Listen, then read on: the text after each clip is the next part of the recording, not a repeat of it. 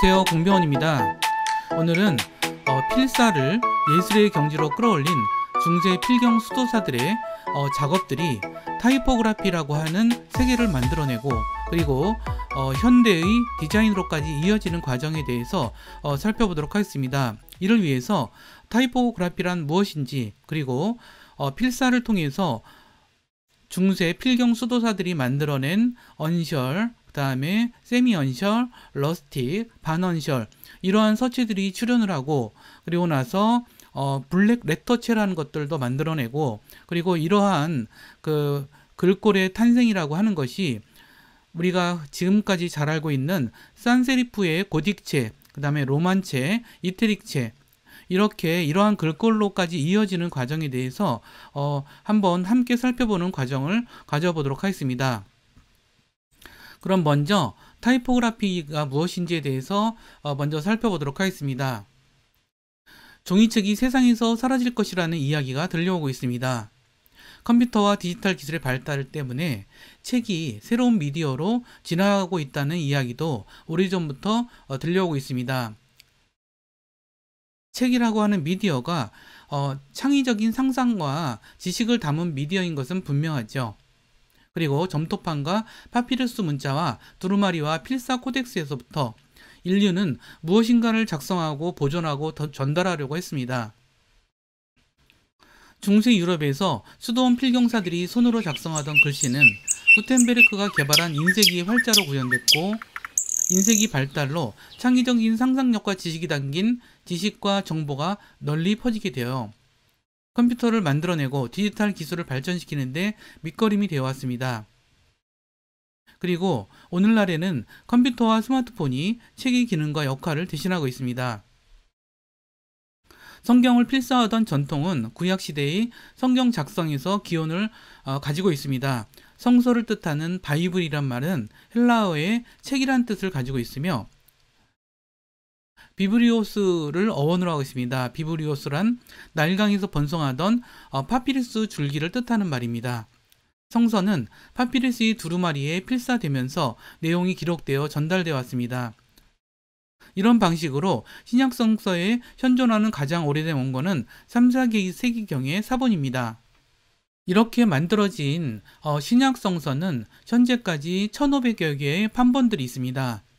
그 중에서 50개 정도가 중요하게 분류되고 있는데, 대부분 그리스어로 쓰여져 있거나 일부는 라틴어로 쓰여져 있습니다.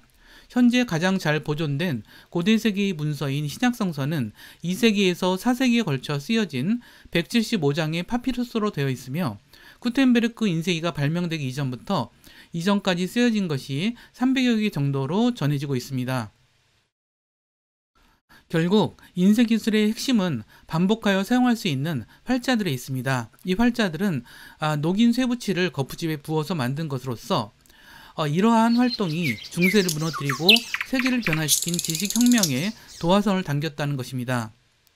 중세 수도원의 필경사들은 몇십 년에 걸쳐야 연습해서 작성할 수 있는 예술적인 아름다운 글씨들을 인쇄해서 사용되기 위해서 주조되었으며, 디지털 기술의 발달로 인해서는 누구나 키보드와 마우스만으로 그러한 중세 수도사들이 수십 년간 연습하여서 작성했던 글자들을 우리가 간단하게 키보드와 마우스만으로서 사용할 수 있게 해주었습니다.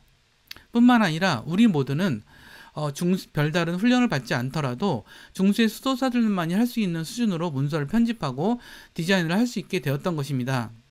타이포그라피라는 것은 과연 무엇일까요? 타이포그라피는 글꼴, 서체, 폰트로 분류는 그 활자의 생김새를 구성하기 위한 배열을 의미합니다. 타이포그라피는 글자를 구성하는 여러 요소들, 높이, 길이, 굵기, 여백, 위치, 휘어진 정도 등 이런 것들을 편집해서 배열하는 것을 의미합니다. 그것이 영문이든 한글이든 자음과 모음처럼 하나의 글자를 구성하기 위해서는 여러 가지 모양이 나타날 수 있고, 그것이 가로와 세로의 굵기가 달라지고 위치가 달라지고, 그럼으로써 이런 것들이 각각 사람의 눈에 다른 느낌을 주게 됩니다. 그러한 모양들을 구성해서 배열하는 것, 이것은 기술적인 작업이면서 예술적인 작업으로서 우리는 이것을 타이포그래피라고 부릅니다. 그렇다면 타이포그라피는 예술이자 기술이란 이야기인데 이러한 작업들을 하는 사람들을 우리는 타이포그래퍼라고 부릅니다. 타이포그래퍼는 그래픽 디자이너가 와 함께 인간의 시각과 의사소통에 대한 이해에 기반해서 만들어내는 작품들입니다.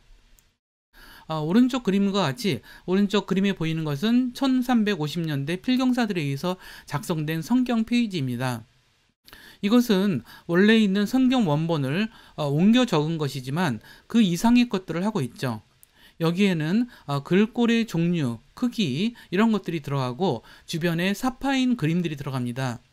그래서 기존의 텍스트를 넘어서는 어떤 장식적 요소라고 이야기할 수 있는 사파가 포함된 어떤 기술적이고 예술적인 작품이 탄생하는 것이죠. 하지만 이러한 기술들은, 이러한 필경 기술은 거의 1000년 이상 동안 수도사들에 의해서 독점이 되었습니다. 이것은 글을 쓸 줄 아는 사람이 당시에 별로 없었기 때문이죠. 수도사들은 교육받고 훈련된 이들이었지만 권력자들은 아니었습니다. 글을 베꼈었지만 그들은 스스로 문장을 만들진 않았습니다. 그들은 오히려 창조적이고 예술적인 면을 다른 곳에 발휘하게 됐죠. 그것은 바로 글씨를 쓰는 서체, 여기에 있었습니다. 그리고 그 글씨와 함께 그리는 그림, 이런 것들이 거의 예술의 경지에 다다랐다라고 볼 수가 있겠죠. 필사성경에서 사용된 아름다운 서체와 장식으로 있는 채색 그림을 보다 보면 정말 눈이 부실 정도의 감동을 느낄 때가 많습니다. 성경의 필사는 처음에는 파피루스 두루마리를 사용했습니다. 하지만 파피루스라고 하는 것은 값이 비싸기도 하고 그럼에도 불구하고 질기지도 못하고 채색을 하기가 굉장히 까다로운 면이 있었습니다. 그래서 파피루스를 대체한 재료로서 사용되기 시작한 게 양피지입니다.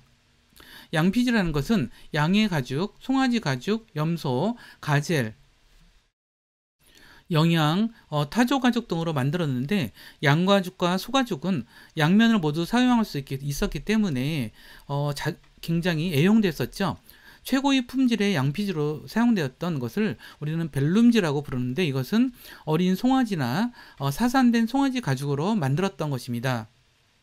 벨룸지의 주요한 특징은 가죽이 부드러워서 기촉펜을 사용해서 글씨를 쓸 수 있고 잉크가 잘 먹히고 번지지 않아서 원래의 색깔을 보존할 수 있어서 아름다운 채색깔을 넣을 수 있었다는 점입니다.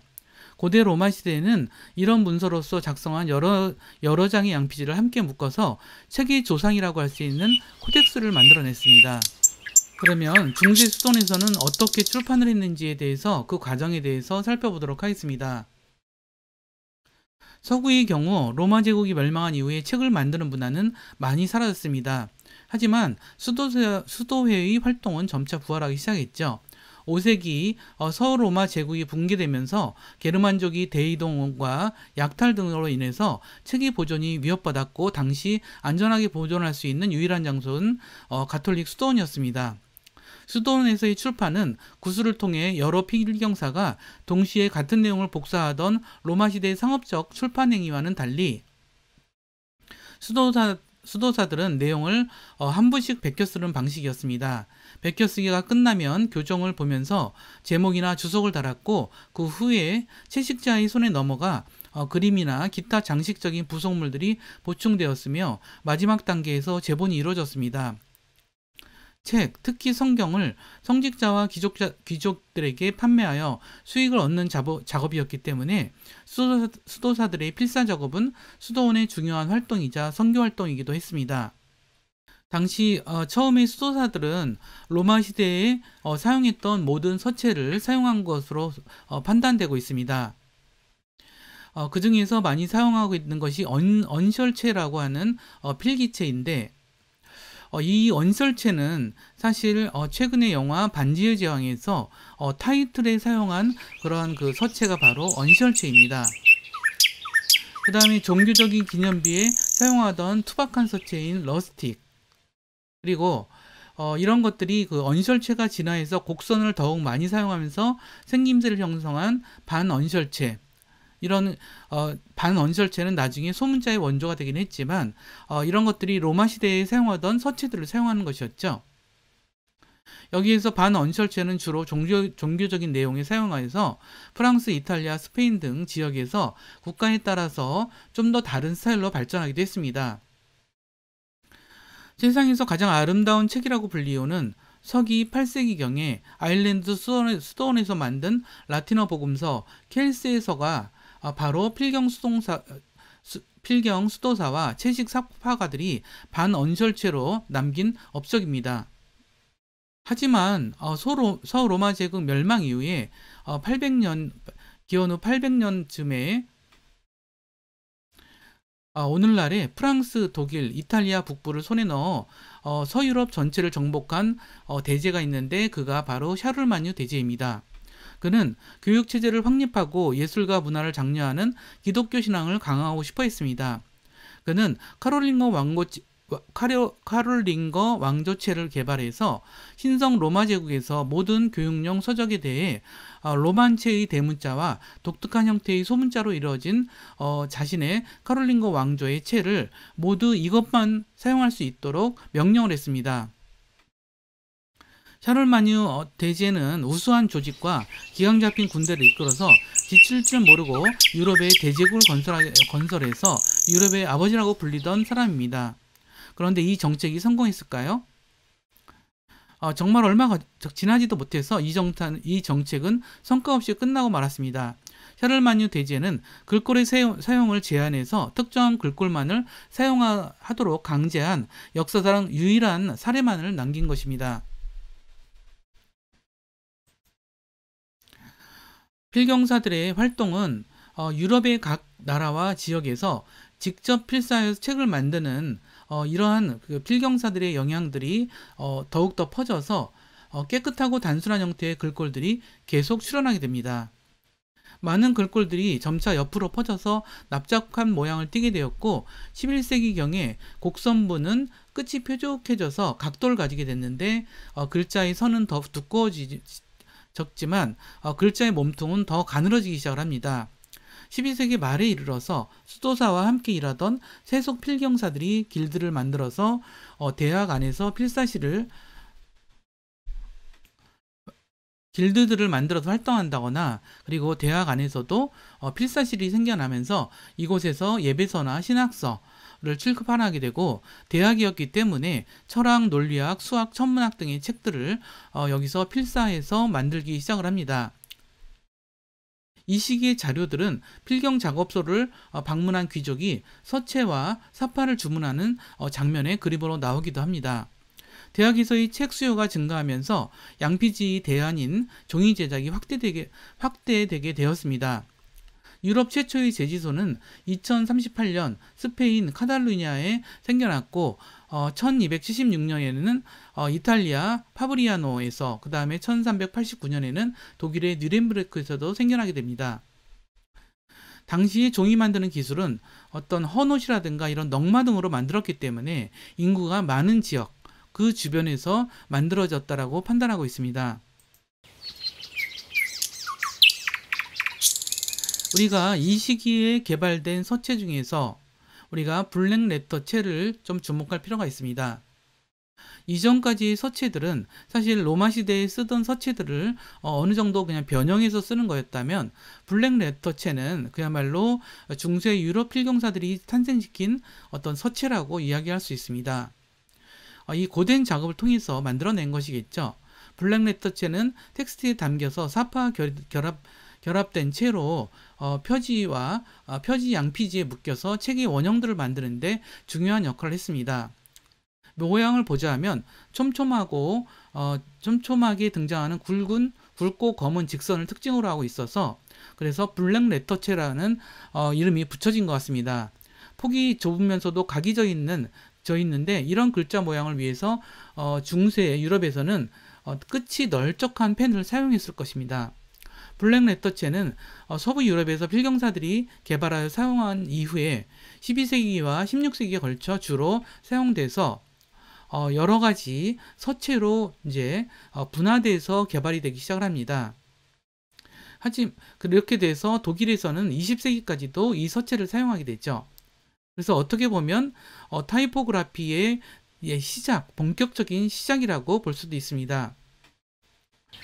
최초의 구텐베르크가 그 인쇄기를 개발한 이후에 최초의 컬러 인쇄 책인 마인지 시편이라든가 그 다음에 구텐베르크가 출판한 1462년에 42행 선거 이런 것들이 바로 블랙 레터체 글꼴로 인쇄된 책들입니다. 구텐베르크는 그 중세 필경사의 서체를 놀라울 정도로 모방을 해냅니다. 42행 선거에 사용된 글꼴들은 독일 북부지방에 많이 사용되던 블랙 레터의 텍스투라체라고 부르고 있습니다. 손으로 쓴 필사본을 모방하기 위해서 구텐베르크는 300개가 넘는 활자를 주조해야만 했습니다. 이렇게 개발된 블랙 레터체는 두고두고 사람들의 사랑을 받습니다. 우리가 국내에서 되게 사람들이 많이 좋아하는 카스라는 맥주의 브랜드, 그 다음에 클라우드 맥주, 뭐 이런 것들이 있죠. 그러니까 이런 것들의 그 상호가 바로, 그러니까 브랜드 상호가 바로 블랙 레터체를 사용하는 것입니다. 제가 블랙 레터체를 설명할 때 이 맥주의 브랜드를 보여드려야 사람들이 이 채가 그 블랙 레터체가 이거구나 라는 것을 많이 이해를 하더라고요. 그리고 현재까지 이 서체는 굉장히 많이 사용이 돼서 뉴욕타임즈라든가 로스앤젤레스 타임즈 이런 곳에서도 이제 이 블랙 레터체를 사용하고 있고요. 지금 미국 대학의 졸업장의 제목은 모두 다 블랙 레터체를 또 사용하고 있습니다. 심지어는 1933년에 히틀러의 나치 정권은 이 블랙 레터체를 독일의 공식적인 서체로 지정한 적도 있습니다. 인쇄기가 개발된 이후에는 이러한 그 글꼴을 만들어내는 사람이 바로 펀치 제작자였습니다. 이분들은 이런 도구를 통해서 쪼아서 오른쪽 사진에 보다시피 이러한 그 활자들을 만들어냈던 것이죠. 16세기에 한 160여 개의 출판사와 인쇄소와 서점이 있었다고 알려진 벨기에의 앤트워프시에는 지금도 인쇄박물관이 있습니다. 당시 거기 가보면 이제 오른쪽 사진과 같이 이렇게 당시에 쓰던 설비와 재료들을 이제 구현해 놓았는데요. 당시 인쇄소에서는 펀치 제작자들이 있어서 이런 그 글자 모양들을 쪼아내고 그 다음에 이런 걸 통해서 주물을 만들어서 이러한 활자들을 만들어냈겠죠. 어떤 면에서는 이 필경사들이 했던 작업에서 어떤 펀치 제작자들로 타이포그라피의 어떤 그 활동이 넘어갔다라고 볼 수가 있을 것 같습니다. 펀치 제작자들은 도구와 아주 숙련된 눈썰미와 손기술을 통해서 쇠마개를 깎아서 곡선을 만들었을 것이고 글자의 곡선 부분에 돌출된 마감선을 뜻하는 세리프 이런 모양들을 만들었을 것입니다. 그리고 이들에 의해서 대문자, 소문자, 숫자, 문장 부호들이 만들어졌을 것입니다. 이 중에서 세리프가 있느냐 없느냐에 따라서 우리가 글꼴이 나뉘는데 우리가 현재까지 쓰이는 모든 글꼴들은 크게는 세 가지로 구분을 할 수가 있습니다. 첫 번째는 산세리프의 고딕체, 그리고 삐침이 있는, 그걸 세리프라 하는데 세리프, 삐침이 있는 로만체, 그리고 오른쪽으로 약간 기우뚱한 이탈릭체, 이 크게 세 가지로 나눌 수 있고요. 물론 세부적으로 보면 그 안에도 굉장히 많은 서체들이 있습니다. 그런데 이 중세시대에 이 세 가지 서체들이 모두 출현을 하게 됩니다. 그래서 이 그 서체에 대해서 한번 살펴보도록 하겠습니다. 먼저 산세리프체, 그러니까 삐침, 튀어나온 부분이 없이 이렇게 민자로 되어 있는 것을 우리가 고딕체라고 하죠. 이런 것은 이 그 고딕체 자체가 블랙 레터체에 기반을 하고 있습니다.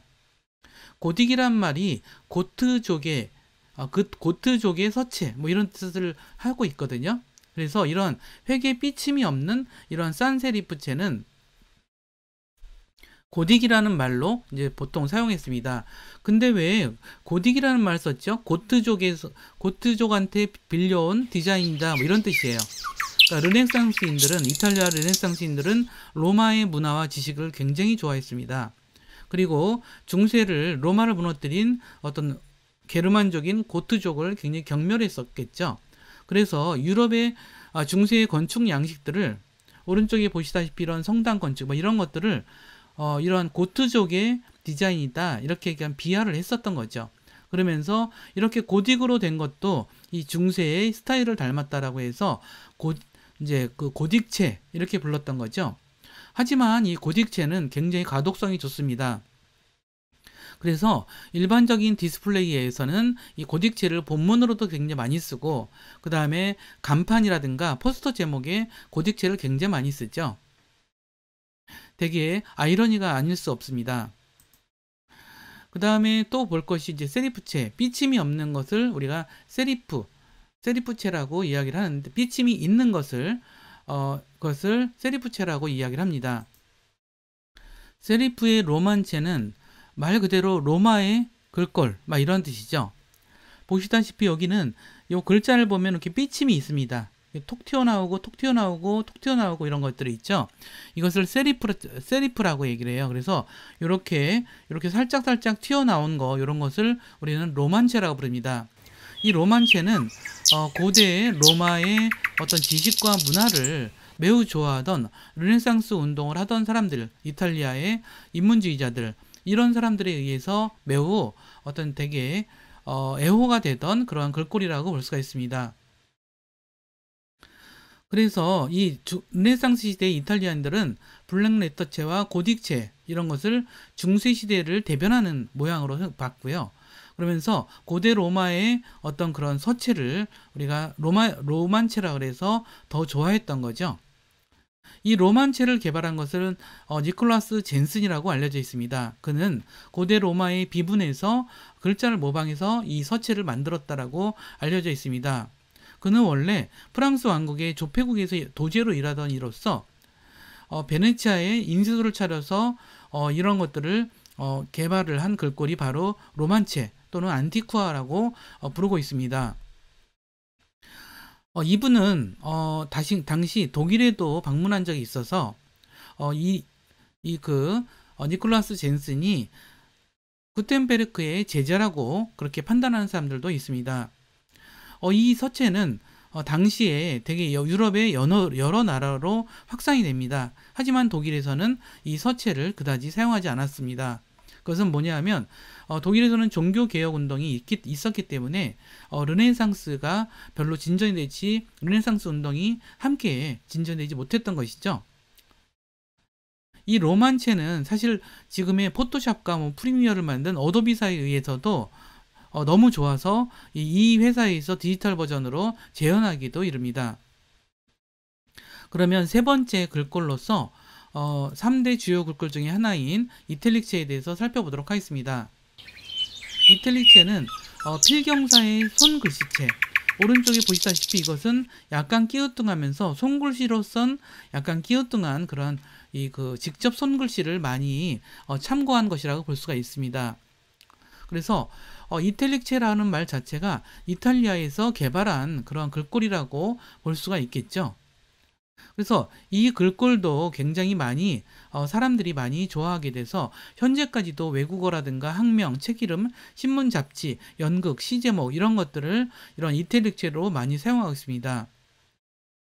이 서체는 베네치아의 인쇄업자이자 인문학자인 마누티우누스 라는 분이 이런 것들을 만들어냈다라고 알려져 있고요. 그리고 당시 이탈리아 인문주의자들은 이 서체를 너무너무 좋아해서 작으면서도 세계에서 가장 아름다운 활자다라고 격찬을 금치 않았다고 합니다. 그럼 마무리 이야기로서 다시 한번 타이포그라피라는 어떤 것인지에 대해서 잠깐 살펴보도록 하겠습니다. 오른쪽에 사진에서 보다시피 지금은 글꼴을 굉장히 다양하게 디자인을 하고 그 다음에 사진과 글꼴을 굉장히 멋있게 같이 편집을 해내는 그런 디자인 작업들을 굉장히 많이 하고 있죠. 원래 처음에는 타이포그라피는 것이 문자라든가 활발을 위한 그런 기호를 중심으로 한 2차원 표현 정도로만 생각을 했습니다. 하지만 오늘날에는 타이포그라피의 그 뜻이 확장돼서 사진을 첨부한다거나 그 안에 사파를 첨부한다거나 아니면 텍스트와 함께 편집된 그 모든 것을 우리는 타이포그라피라고 넓은 의미로 생각하고 있습니다. 그래서 광고 디자인에서는 광고 디자인에서는 이 사진과 일러스트와 글꼴이 결합한 형태, 이런 것이 커뮤니케이션 효과를 이뤄내기 위해서 굉장히 중요한 요소로 사용되고 있죠. 그 다음에 출판에서는 본문, 제목, 그림, 캡션, 페이지 번호와 같은 책의 다양한 구성 요소들을 이 타이포그래피가 차지하고 있습니다. 국내에서도 굉장히 많은 글꼴들이 개발되고 있고, 지금 현재도 개발되고 앞으로도 계속 개발이 되겠죠. 그래서 이러한 글꼴들의 작업, 글꼴들을 만들어낸 작업뿐 아니라 글꼴들을 가지고 이러한 편집 디자인을 한다거나 광고 디자인을 하는 작업, 그리고 그러한 광고 디자인이나 편집 디자인에서 이 텍스트와 글꼴이 중요한 역할을 할 때 우리는 그런 것들을 다 포괄해서 타이포그래피라고 이야기를 하는 것입니다. 현재는 만년필로 정성을 들여서 편지를 쓰거나 소설을 쓰거나 시를 쓰는 장면을 쉽게 찾아볼 수가 없습니다. 결국은 아래 한글이라든가 워드, 인디자인 같은 소프트웨어를 통해서 각각의 특징과 장점을 살린 글꼴들을 지정하고 그 다음에 누구나 다 쉽게 타이포그래피를 할 수가 있는 시대가 됐죠. 과거에는 수백에서 수천 가지에 이르는 글꼴들은 이 필경사들에 의해서 개발됐고, 그 다음에 인쇄의 역사를 통해서 또 추가로 개발되고, 그 다음에 디지털 기술에 의해서 또 추가로 개발되고, 이러한 추가로 개발된 글꼴들에 의해서 인류가 지식들이 계속 생성이 되고 발전되고 축적되고 공유되고 있는 그러한 과정들이 계속 반복되고 있습니다. 이러한 전통은 구텐베르크 인쇄기에도 그대로 이어졌고, 그 다음에 현재의 책, 잡지, 신문, 웹진 등 이런 것들이 가독성과 예술성을 동시에 추구하는 그런 편집 레이아웃과 디자인으로 이어지고 있습니다. 현재의 디자인에서도 타이포그래피는 매우 중요하게 다뤄지고 있습니다. 따라서 그래픽 디자이너와 영상 디자이너, 그래픽 편집자와 영상 편집자들한테 기본적인 소양으로서 타이포그래피가 끊임없이 훈련되고 있는 배경, 이러한 배경이 바로 여기에 있다고 말할 수 있는 것입니다. 지금까지 타이포그래피가 무엇인지, 그 다음에 타이포그래피 세계가 어떻게 탄생돼서 중세 필경 수도사들에 의해서 어떻게 탄생돼서 지금까지 이어져 오고 있고, 그 다음에 세계의 주요한 글꼴인 산세리프 고딕체, 그 다음에 세리프의 로만체, 필경사 글씨의 이태릭체가 탄생하게 됐고, 그 다음에 현재의 디자인까지로 이어지고 있는지, 이러한 내용에 대해 살펴보았습니다. 포토샵과 프리미어, 그 다음에 일러스트레이터, 그 다음에 애프터 이펙트, 다빈치 디졸브까지 그 어디서도 글꼴들과 텍스트라는 것이 굉장히 중요한 요소로 사용되고 있습니다. 우리가 타이포그래피라는 관점을 갖고 영상을 편집하고 그래픽을 편집하는 과정을 계속 같이 함께 공부하도록 하겠습니다. 그럼 다음 시간에 또 재밌고 유익한 내용으로 여러분들을 찾아뵙도록 하겠습니다. 감사합니다.